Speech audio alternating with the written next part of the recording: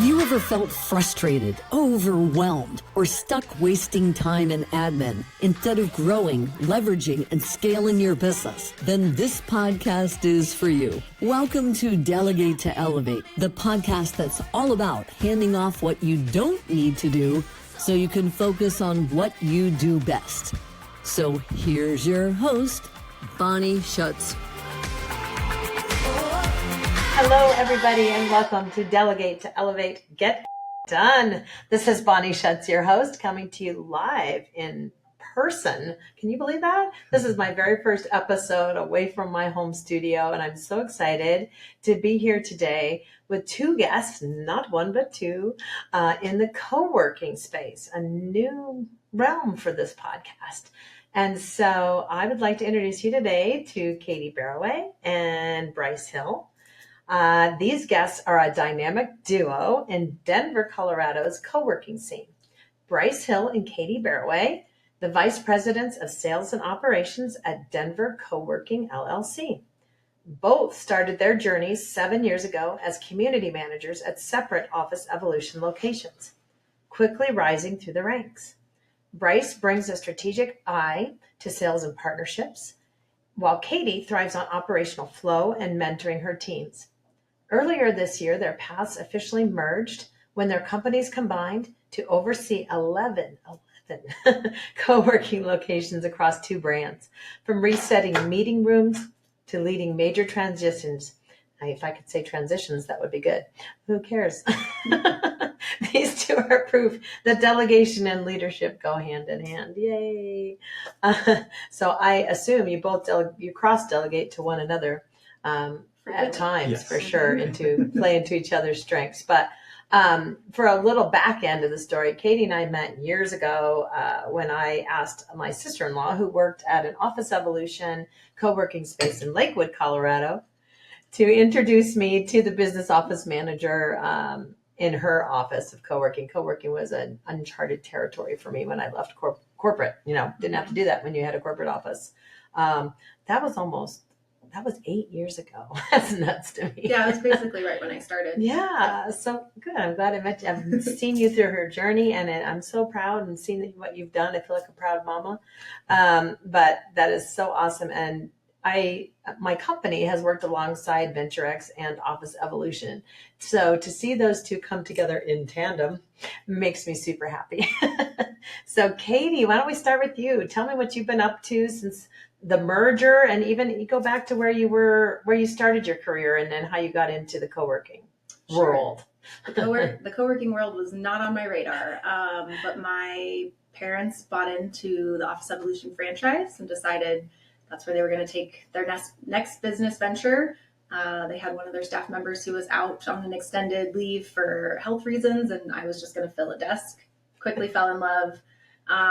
Started, running one of our sites, which is where I met you, then managing our teams. And then now we've undergone this merger to combine our companies. So yeah, 11 locations, 9 Office Evolution, 2 VentureX. It's a lot to take on. It's a lot of staff. On top of all that, added a son into the mix. So yes, congratulations. A merger with a 2-year-old was a very odd choice in my boat. But at the same time, I brought him home from the hospital the day they were hanging drywall on my house. So, I don't really plan things well in that sense. So yeah, delegation's been key in my life and in surviving it all.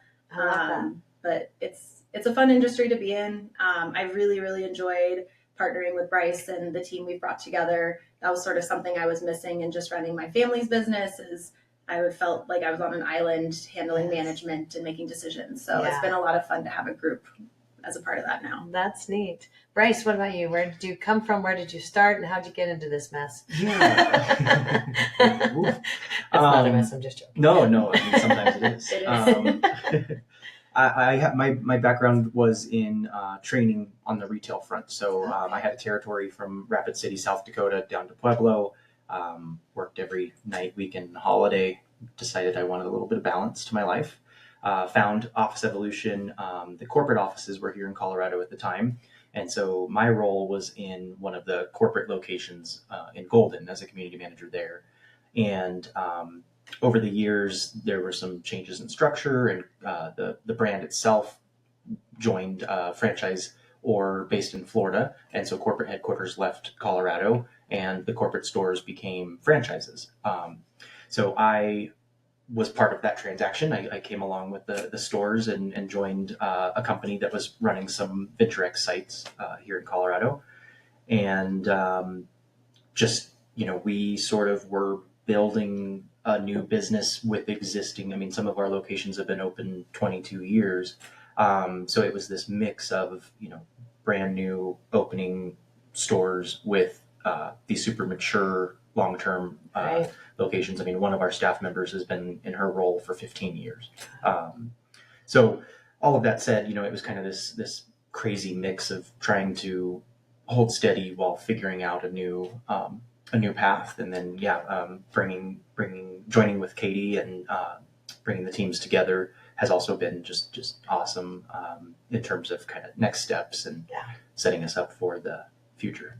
I love that. Oh, that's perfect. So let's get into the whole delegation world. So how many staff are typically on at one location? So our Office Evolution locations have one staff member who's there full time. Our VentureX locations have two. Okay. And then we have quite a bit of what you'd consider mid-level management. So we have our sales team. Bryce oversees through 3/4. The fourth person kind of shuffles between sales and ops. And then I also have an additional ops assistant with me. So quite a few people. I believe when I run payroll, we're looking at 25 people on payroll. We don't manage all of them, but it's in the 20s. So definitely a lot for us to keep track of. So I'll start with you because I know that you started with your parents' business. And do you think you can recall when your parents started this whole thing, what the very first thing was that they either outsourced or delegated down or hired in for? What role? Can you remember? Ooh. We didn't do, the obvious things of any maintenance within the offices. We did hire somebody who became kind of our full-time repair guy. So he would do all of our office turns, help with painting and whatnot. That makes sense. Because for a lot of Office Evolution locations, that's the owner who's doing it. Then it was really more the bookkeeping side, marketing side. That's what I was looking for. Yeah. I ask everybody that comes on this podcast, what the most common thing is that they outsource first, and the number one answer is bookkeeping. Yeah. Nobody likes to do the books. What's interesting is for years, for I guess really the last 9 years, my dad's done all the bookkeeping, but we've always had an accountant handle, just taxes, the quarterly checks and taxes. So it was actually very hard for him to let go of all of the bookkeeping when we merged our companies. I bet. Yeah. Oh my gosh. So the 11 locations, is that a franchise? Mm-hmm. Okay. So that's a franchise of a corporate. Okay. Yeah. And that's what I was going to say too, is I think it's interesting in the franchise business, there's delegation built in. Right. We have marketing vendors and website vendors and people that we have to run things through. That's new for us too. Which is good because I think it would be harder to delegate if it wasn't forced upon You've us. already got that framework and that infrastructure that you can go to. Yeah, there's a lot of insurance companies that have that and financial planners and things. So that's very similar. But thinking of your own delegation experience, do you have any fun stories of delegations gone wrong or somebody that really stood out to you? You don't have to name names, obviously. But think of an assistant that maybe you had to let go because of blah, blah, blah. What didn't work or what has worked really well for you? I'll start with Katie.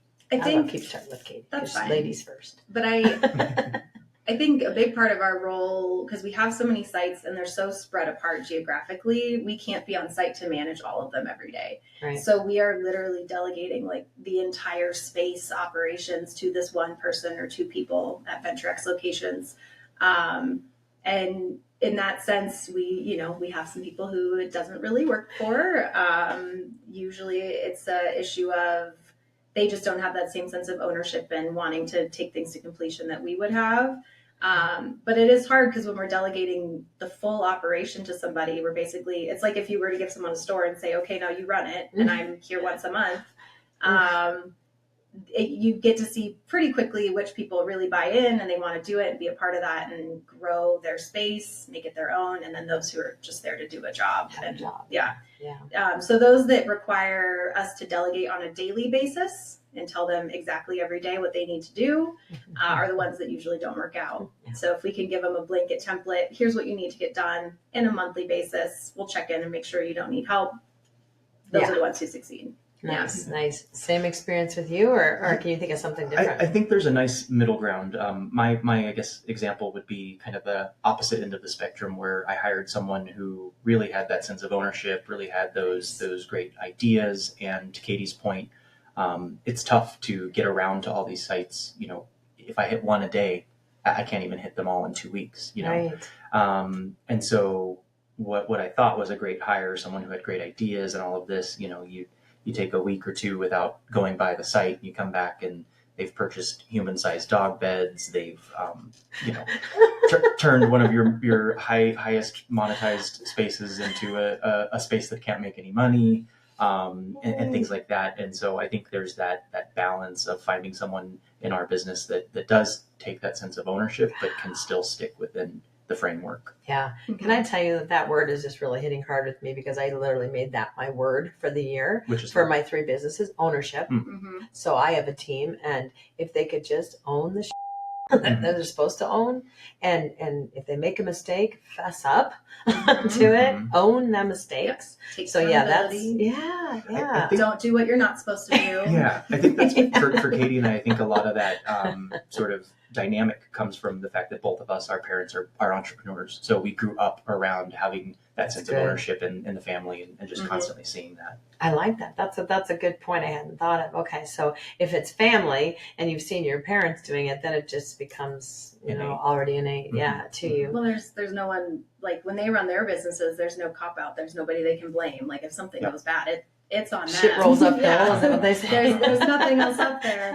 So I think that's a big part of it. I mean, yes, I was definitely raised with, you take accountability for your actions, but from a very kind of mindset of taking accountability doesn't mean a bad thing. Like this whole, learn from your mistakes, how can we grow? And I do really struggle when we have employees who still struggle, like they find a lot of shame in that. And you have to decide, can you navigate around that with them, or do you just need to find somebody else who has a little bit more understanding that meshes with how we operate?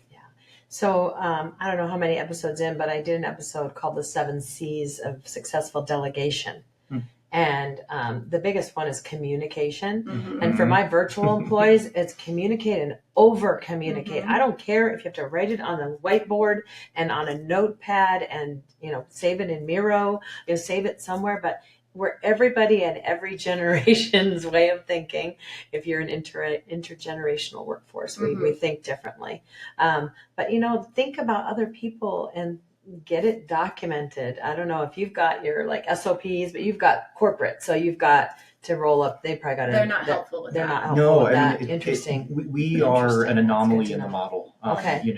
I mean, you're starting to see more people like us that have these, larger groups of locations, but a majority of the franchise owners for both brands own a single location and operate a single location, and they sort of have that more mom and pop feel. And so there isn't a lot of structure, or hasn't been a lot of structure, to support a group like ours that, we were the first to have both brands, and to be so dense in one geographic region. There's a group out in the East Coast, but they're spread across the Carolinas, and they're more geographically spread apart, where we're so dense that we have to lean into different aspects of our business, for sure. Yeah. Oh my gosh. So, I mean, I think I know the answer to this, but who are your ideal clients? I don't know what you call them, guests or... We call them members. Members. Yes. Okay, members. Thank you. I'm just saying clients. Yes. So members, what is a typical member in a co-working space? The mix has really diversified since COVID really took hold. It traditionally has been, entrepreneurs, solopreneurs, people who own and operate their own business. Maybe it's a husband and wife team. Maybe it's a 3 to 5 employee team. But now we are starting to see a lot more of those larger companies that are looking to leave their traditional real estate. But we describe it, kind of as a circle, a Venn diagram of people who are obviously in the Denver area, people who want to work from a flexible option, and people who value community. So our biggest aspect of our business is our Ohana, which is what we call our members and the people that use our space. So people that see the value in that and want to participate in building sort of that community, that neighborhood feel. Each of our sites has a distinct culture that is different from the other, and things that work at one don't necessarily work at others. So finding those people that want to contribute to the vibes of the space, you know. Do you ever get them all together? We try. Yeah. It's hard. It's tough. I bet it's hard. To try to get people from, Longmont down to Denver Tech Center. That's a 2-hour difference. Oh, wow. So I'm thinking like summer picnics. It's been a while since I've been in corporate kind of environments. Even getting all of our staff together is always a logistical struggle for us. Like, okay, who do we try to go closer to this time and kind of shift it around? But some of our people commute an hour to come to a company barbecue. Wow. So oh my gosh. Okay. We try very hard to build that community, even within our team, nice. being so spread apart. Yeah. No, I really like that. So what I like to usually have my guests drop, I call them golden nuggets, for people to take away from the show today, are like tips and tricks or best practices for what has worked or not worked. I mean, even if you have a tip, like if you feel this, it's not working, or do this and it's likely to work. Excuse me. So if either one of you have a couple of tips or things that you can think of the audience being professional service providers, mostly in anywhere from being accountants, bookkeepers, to VA agencies like mine, to co-working space home. Anybody that's in usually a B2B kind of situation is probably who our listenership is mostly. Can you think off the top of your head what you might give them? Yeah, I mean, I think for me, the number one thing is always communication. So finding any way to reduce gray areas, making sure everything is crystal clear, and constantly reiterating to make sure, like, okay, let's talk about what that means. Yeah. Are we sure we're talking about the same thing? Are we saying it the same way? Does it mean the same to me as it does to you? So removing those opportunities for miscommunication, constant check-in, especially in the beginning while you're getting to know someone's way of work and things like that. But I think just, again, making sure that you eliminate the opportunity for gray area, and having healthy sort of conflict, or being able to provide feedback frequently in a positive manner, and not have them feel like that is a failure or anything like that. Like I'm simply I'm fine tuning, right? Yeah. We're just trying to get everything dialed in, and then the communication doesn't need to be so consistent and heavy. What I say is it's all in the delivery. Yeah. So if you're coming, I need to give you some feedback. Yeah. They're going to be like, oh crap. And I'll just give you guys a tip as managers. Not that I am so much wiser, but I've learned from a lot of my guests, in that delivery, the word chat, can we have a chat? Initially institutes in my head, oh shit, I'm getting fired. Hey, Susie, you've been doing a first start with something great. I love how you just brought in the Venture X cups or whatever. And you know what? That is amazing. There's one little thing that's been kind of like scratching me wrong. It's all in the delivery. So that's one of my golden, whatever. I'm a lady of a certain age, folks. Sometimes I forget my words. Golden nuggets. Yes, golden. I can say golden. And I can stay golden, pony boy, if you knew my age. But yeah, that is it. It's all in the delivery, really. I mean, and would you agree? I mean, because you don't want to get people freaked out, like by just a simple word, like, I got some feedback on that. Yeah, and I think also allowing that flexibility to realize not everyone wants to receive feedback the same way. Right. Like that's smart. I am someone that if you saw something, say something right away, but not everyone wants that, right? Then some people want to have a set meeting. Some people want it ad hoc. But also realizing that just, you cannot manage every employee the same way. They're all different. If you're trying to do it cookie cutter, it's not going to work. That is on the nose. Yeah. And I think a big part that I try to focus on with that as well is really getting them to understand who I am at the same time. So if something is said, there's an understanding of, I didn't mean this maybe the way you took it. So there's a lot of, there's so much relationship building Yes. and delegating. So it's really more of a crash course on how do you maintain a healthy, good relationship with any individual. And a lot of that is getting to understand each other. Getting to know each other is certainly, helpful, their interests and their dislikes, but there is something that you need to get even deeper on of, the word choice I use doesn't always mean what you think it means because of how you were brought up or issues that you might have had from your past. So it's just I really like to approach every conversation and my life with just a sense of curiosity. Like if somebody said something, rather than immediately taking it defensively, it's getting curious about it. Why did you say that? What did you mean? Because if I don't fully understand or I'm not on board with you in the moment, then I need to ask more questions. And I try to turn that around on the people we work with to do the same. If you don't like what I said, please ask me about it. Because it probably wasn't meant the way you took it. Right. Yeah. And so that just goes back to communication. Yeah. But I think for me anyways, I have never really worked in corporate America. I did for a very short stint and was like, yeah, not for me.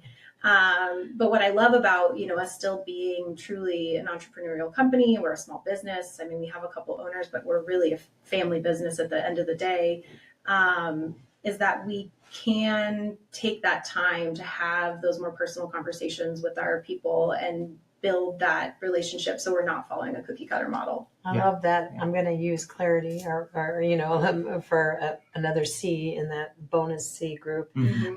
Because, and then I always also talk about asking questions. Like, don't be afraid to ask questions as the leader or as the delegatee, as I like to say. Like, if you don't immediately fall into that, oh no, she sounded kind of when she said that, like maybe she's just having a bad day.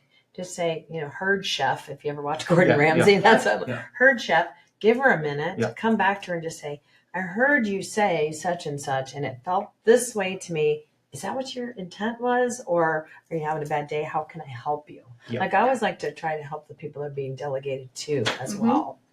And so these are great golden nuggets. I will quote you on that. You have to boost the confidence of the people you're delegating to so they feel as though they can question things you're saying, because otherwise the communication is only going one way and that's not useful. No, I mean, and they encourage them to ask questions if they're ever uncertain and not always immediately go into doom and gloom. Like, I just screwed something up. I'm like, oh crap, and I'm saying this from experience because I was in that place many times. You have to also elevate all the positive things as often as you are calling out, constructive feedback, criticism, room for improvement, fine tuning, whatever. Reinforce all the great things too. Thank you. And that's I think it all comes back to that foundation of trust.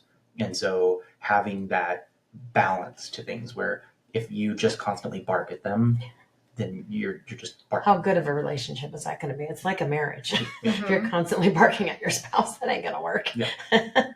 Oh my gosh. Yeah, these are definitely some golden nuggets. I think that's a good place to wrap today. I thank you so much again for having me in the studio, and I'm thinking I'll be back if you let me be. I love getting out of the house once in a while. This old hobbit under the bridge hermit thing is not working for me. But I appreciate you so much. And everybody out there, if you're listening today and when this pops up on YouTube and you can wave at me and say hi, please check out the information I'll drop below for you. More info about VentureX and Office Evolution here in the Denver, Colorado, USA area. This is an international podcast. We are listened to by all English-speaking populations that I know of. Maybe not, maybe foreign languages. I don't know. But again, it's been awesome talking to you. Thank you so much, everybody. I want you to subscribe and leave us a comment if you'd like me to bring these two amazing humans back to the show. I will ask them back if you have some specific co-working topic you'd like them to expand upon. I am so open to it. So shoot me a DM and leave me a review. Thank you so much. Have a great day, you guys. Thank you. Bye-bye.